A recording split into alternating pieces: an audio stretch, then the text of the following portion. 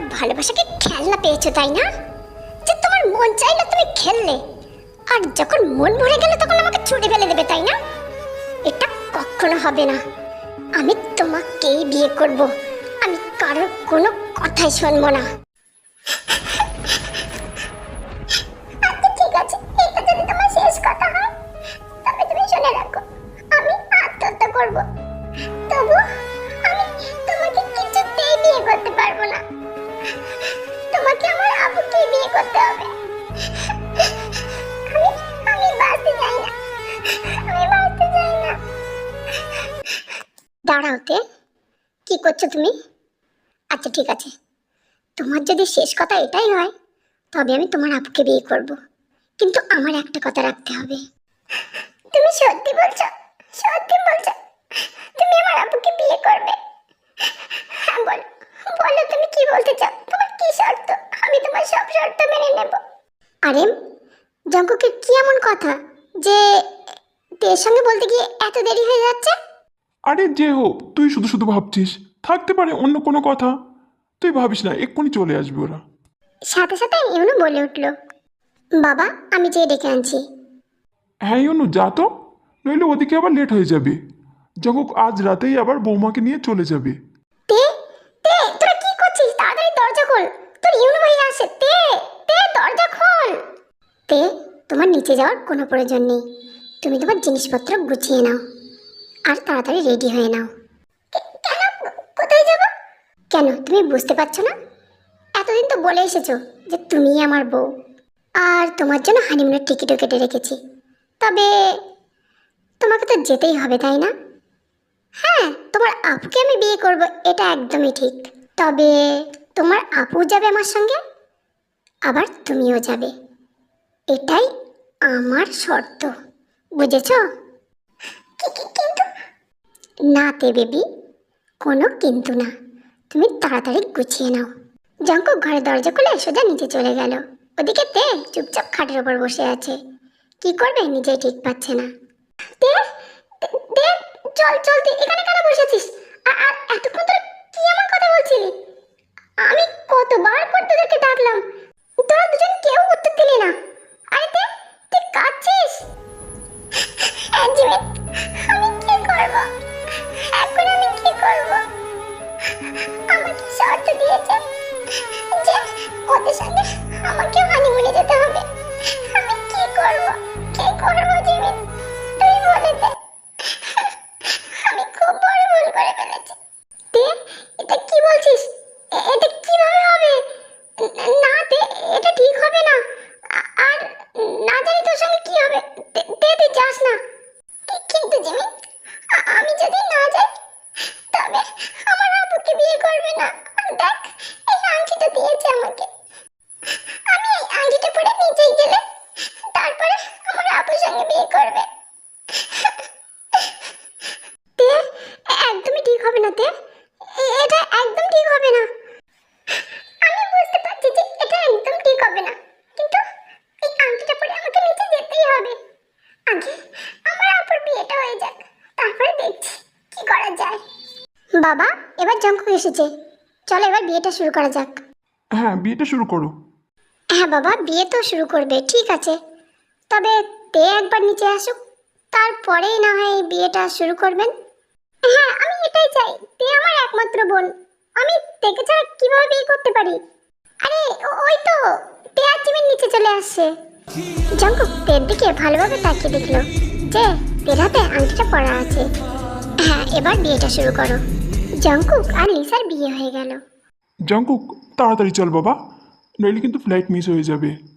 আরে flight miss হয়ে যাবে মানে?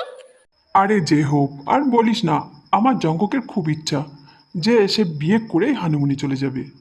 আর আমি আর জিন এটা চাই যে জঙ্কুক আর বৌমা হানিমুন থেকে ফিরে এসে আমাদের যেন সুখবর দেয়। ও এই কথা, এটা খুব ভালো কথা। আচ্ছা ঠিক আছে। কিন্তু যে হোক, সঙ্গে কিন্তু তেও যাবে, আর তের জন্য আমরা টিকিটও কেটে রেখেছি। আরে তে কেন যাবে? ও লিসা আর জঙ্কুক যাচ্ছে, যাক না, তের এখন যাওয়ার কোনো প্রয়োজন নেই। বাবা তুমি তেকে কেন বারণ করছো? তেকে নিয়ে যাই না বাবা, তে কখনো দেশের বাইরে যায়নি, আর শুধু বারবার আমাকে বলে আমার সঙ্গে যাবে। তো আমি নিয়ে যাই না, সেই তো টিকিট কাটা হয়ে গেছে বাবা। আমি ওকে দেখে রাখবো বাবা, ও না গেলে আমার যেতে একদম ভালো লাগবে না। তুমি যেতে দাও না বাবা। কিন্তু লিসা, তুই আর জঙ্কুক হানিমুনে যাবি, তে তার মধ্যে কিসের জন্য যাবে বলতো? তুই আর জঙ্কুক যা, ও এখন যাবে না, অন্য সময় যাবে, অন্য সময় ওকে নিয়ে যাস। মা, আমার আর লিসার উপরে কি আপনার কোনো ভরসা নেই? না জঙ্কুক, এমন করে কেন বলছো? আমি তো ওইভাবে বলতে চাইনি। তবে তে আমাদের সঙ্গে যাচ্ছে। তে তুমি তাড়াতাড়ি গুছিয়ে নাও, তাড়াতাড়ি এসো, মাত্র 10 মিনিট সময় আছে তোমার হাতে। তে কিছু না বলে সোজা উপরে চলে গেল, যে নিজের ঘরে যেয়ে বসে আছে। 10 মিনিট পার হয়ে গেল, তবু তে আসলো না। আরে তে কেন আসছে না? অনেক দেরি হয়ে যাচ্ছে তো। আচ্ছা ঠিক আছে বাবা, আমি দেখছি। তে তুমি এখনো রেডি হওনি? তুমি চুপচাপ বসে আছো। জামাই বাবু, আমি বলছিলাম যে আমি যাব না। কেন তে? তুমি বুঝি আমাকে ভয় পাচ্ছ, তাই না? তে ভয় পাওয়ার কোনো কারণ নেই, আমি তোমাকে ক্ষমা করে দিয়েছি। একদম ভয় পেও না, তোমাকে না আমি খুব ঘোরাবো। আর ওই আংটিটা না তোমার জন্য কিনেছিলাম, তাই তোমাকে দিয়েছি। তুমি ভয় পেও না। জিমিন, থেকে বুঝিয়ে বলো তো, আমি ওকে ক্ষমা করে দিয়েছি। তে জামাইবাবু যখন বলছে তোকে ক্ষমা করে দিয়েছে, তবে তুই যেতে পারিস। জামাইবাবু, আপনি সত্যি বলছেন যে আমাকে ক্ষমা করে দিয়েছেন? হ্যাঁ তে, আমি তোমাকে ক্ষমা করে দিয়েছি। আর তোমার কথা একদম ঠিক, তোমার বড় বাবু খুব সুন্দর দেখতে। আমি তোমার বড় বাবুকে দেখে পাগলই হয়ে গেছি। চলো তুমি তাড়াতাড়ি গুছিয়ে নাও, মাত্র 5 মিনিট, একদম সময় নেই। জিমিন তাড়াতাড়ি দেখে গুছিয়ে দিল। জঙ্কুক লিসা তে এয়ারপোর্টে যাওয়ার উদ্দেশ্যে বেরিয়েছে। জিমিন, এখন আসি, আর আমি তোকে ফোন করব, তুই আমাকে ফোন করবি, হ্যাঁ? আমি তাড়াতাড়ি চলে আসবো। তে তোকে একটা কথা বলি, তুই একটু সাবধানে থাকিস, ঠিক আছে? আরে ঠিক আছে জিমিন, তুই ভাবিস না, যাই বাবা আমাকে ক্ষমা করে দিয়েছে, আমার কিছুই হবে না। আমি তোকে ফোন করব, যাই এখন।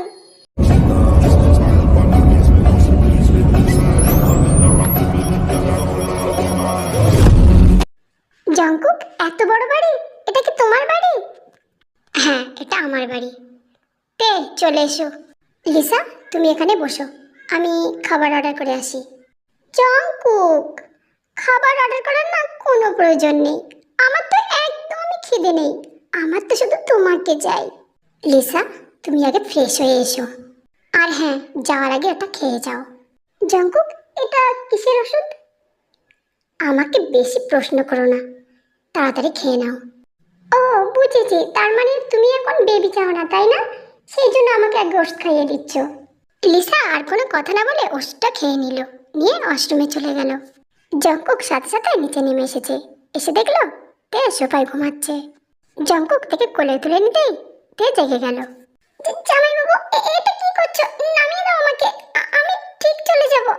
তে চুপ করে থাকো, তুমি যেতে পারবে না, আমি তোমাকে নিয়ে যাচ্ছি। জঙ্কুক থেকে একটা রুমে নিয়ে বেডের উপরে দেখে বসিয়ে দিল। জামাইবাবু, তুমি এটা কি করছো? দরজা কেন বন্ধ করছো? আমি আমার ব্যাগ আনতে যাব। তে তোমাকে ব্যাগের চিন্তা করতে হবে না। এটা এটা কি করছো? ছাড়ো আমার হাত, ছাড়ো বলছি। তুমি যদি আমার হাত না ছাড়ো, আমি কিন্তু আপুকে ডেকে দেব। ও, তুমি তোমার আপুকে ডেকে দেবে, তাই না? তোমার আপু এখন অঘোর ঘুমে ঘুমাচ্ছে, আর আমি তোমার কাছে চলে এসেছি বাসর করতে। বুঝেছ, আজ আমাদের প্রথম রাত। জঙ্কুক, তোমার মাথা খারাপ হয়ে গেছে, তুমি কি শুরু করেছো? তুমি পাগল হয়ে গেছো। আমার কি বলেছিলে যে তুমি আমাকে মাফ করে দিয়েছো? তাই তো আমি তোমার সঙ্গে এসেছিলাম, আবার আবার কি শুরু করেছো সব? তুমি পাগলামো দেখেছো কিতে? তুমি কি ভেবেছো তুমি কি শুধু একাই মিথ্যে কথা বলতে পারো আর কেউ পারে না? আমি তোমাকে মিথ্যে কথা বলে এনেছি, বুঝেছো? ভালোভাবে বুঝে নাও। আর আজ থেকে তুমি আমার সঙ্গে থাকবে, আর তোমার আপু একা থাকবে। না, এমনটা কখনো হবে না। আমি আমার আপুকে সবকিছু বলে দেব, আমি আমার আব্বুকে বলে দেব, আমার আম্মুকে বলে দেব, আমার মায়েদেরকে সবকিছু বলে দেব। তো তুমি খুব খারাপ। হ্যাঁ, তুমি বলে দিও, কিন্তু আমার এখন তোমাকে চাই। জঙ্কুকের একটা হাত ধরে দেখে হ্যাকচা টান মেরে নিজের কাছে নিয়ে আসলো। ছাড়ো তে আই লাভ ইউ তে, এমন করো না তে, আমি তোমাকে খুব ভালোবাসি, খুব ভালোবাসি তে, আমি তোমার বোনকে ভালোবাসি না, আমি তোমাকে ভালোবাসি। তে জঙ্কুকের কাছ থেকে নিজেকে ছাড়িয়ে নেওয়ার জন্য অনেক চেষ্টা করছে, কিন্তু কিছুতেই পারছে না। জঙ্কুক তাকে ধাক্কা মেরে বেডের উপরে ফেলে দিল। তারপরে জঙ্কুক তের উপরে উঠে পড়লো। তের হাত দুটো বেডের উপরে অনেক শক্ত করে চেপে ধরলো। ছাড়ো আমাকে, কি করছো? ছাড়ো।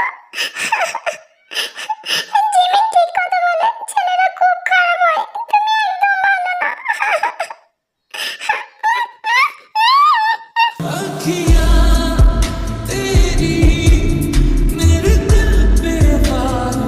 তে অনেক বাধা দিল, তবুও জঙ্কুক জোর করে তার জামা কাপড়গুলো সব খুলে নিল। তে অনেক চেষ্টা করলো নিজেকে ছাড়ানোর জন্য, কিন্তু কিছুতেই পারলো না জঙ্কুকের হাত থেকে নিজেকে ছাড়াতে। এমন করো না আমার সঙ্গে প্লিজ, ছাড়ো আমাকে, ছাড়ো, আমি মরে যাব, এমন করো না আমার সঙ্গে। তে আমার জান ছটফট করে